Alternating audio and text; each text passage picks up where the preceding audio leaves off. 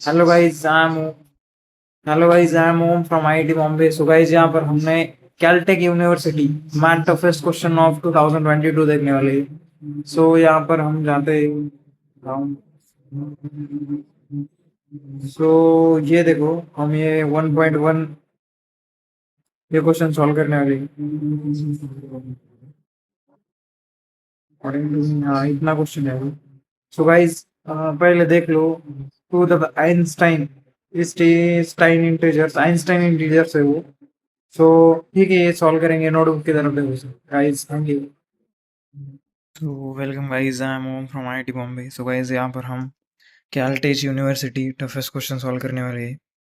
सो यहाँ पर हम प्रूफ करने वाले कि आइंस्टाइनियम इंटीजर्स। सो यहाँ पर सबसे पहले मैं बता देता हूँ आइंस्टाइनियम के इंटीजर्स क्या होता है। सो यहाँ पर Eisenstein omega is equal to e two by iota upon 3 that is equal to minus i iota root 3 upon 2। So ये होता है और ये प्रिमिटिव क्यूब रूट है, यूनिटी है। यहाँ पर हमें प्रिमिटिव क्यूब रूट यूनिटी में क्या बताया गया है कि omega cube is equal to 1 होता है और omega that is not equal to 1। यानी कि क्यूब 1 होता है लेकिन ओमेगा 1 के इक्वल नहीं होता है। ये रूल है उसका। सबसे पहले फिर हम क्या करेंगे, ओमेगा क्यू है उसको हम एक्स पुट करेंगे, यानी कि एक्स क्यूब, ये 1 को इधर लेके आएंगे। 1 that is equal to x minus 1। So x square plus x plus 1।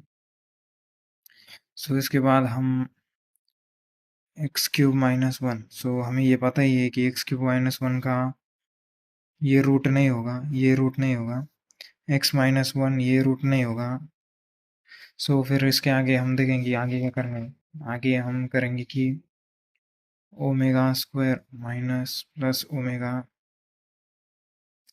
1 that is equal to 0। So यहाँ पर omega square that is equal to minus omega minus 1। So यहाँ पर डेफिनेशन के साथ देखते हैं, I omega that is equal to function of omega raised to function of x, z is raised to x। so यहाँ पर z is equals to function of omega। so यहाँ पर function of omega क्या होता है। function of omega की value होती है a naught plus a one x plus a n x n. A one is rest to z, ये होता है। So omega square that is equal to minus omega minus 1, ये value होती है। इसके बाद हम क्या करेंगे, पावर की वैल्यू होती है, यानी कि every power omega to the n power that is n is rest to 4, यहाँ तक होती है। सो यहाँ पर हम क्या करेंगे, रिड्यूस करेंगे। रिड्यूस करेंगे हम यहाँ पर पावर को। सो रिड्यूस करेंगे, reduce to linear polymer polynomial, reduce to linear polynomial in 1 and omega। so omega cube that is equal to 1, omega to the power 4 that is equal to omega, and omega to the power 5 that is equal to omega square that is equal to minus 1 minus omega। so यहाँ तक होता है। फिर हमारा continue in this way. Highest power को combination के साथ लिखते हैं हम, combination power higher power is an integer combination of 1 and omega. Higher power को हम 1 एंड ओमेगा के साथ लिखते हैं। Higher continuing in this way, every higher power is an integer 1 and omega. समझ में आया। सो इसके बाद हम क्या करेंगे कि एग्जिट इंटीजर लिख लेंगे। यहाँ पर there is exit integer a to the power n and b such that omega n that is equal to a to the power n plus b to the power n into omega।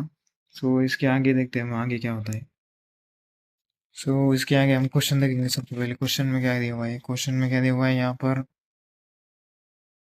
for integer a and b there is a show that omega square plus omega plus 1 that is equal to 0। in fact it is true that z is equals to z omega. There exist unique integers a comma b such that z plus a plus b omega there is a flavor from the following general fact. Okay, so इसके आगे हम देखेंगे इसके आगे क्या होता है.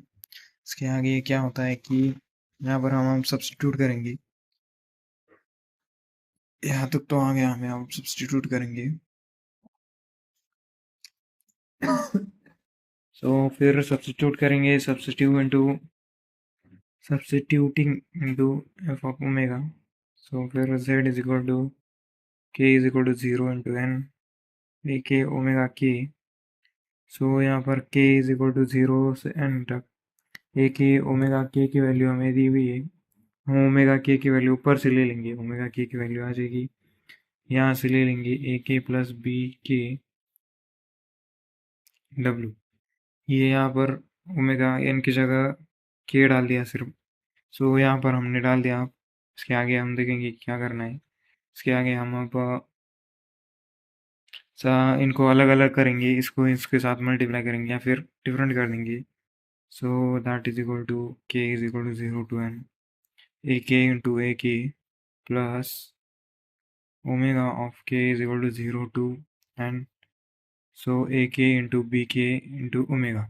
Okay guys, so यहाँ तक हो गया. अब इसके आगे हम क्या करेंगे, सेटिंग्स लगाएंगे. उसमें सेटिंग्स में क्या होता है कि a is equal to k is equal to 0 से n a k into a k b is equal to omega k is equal to 0 से n a k into b k.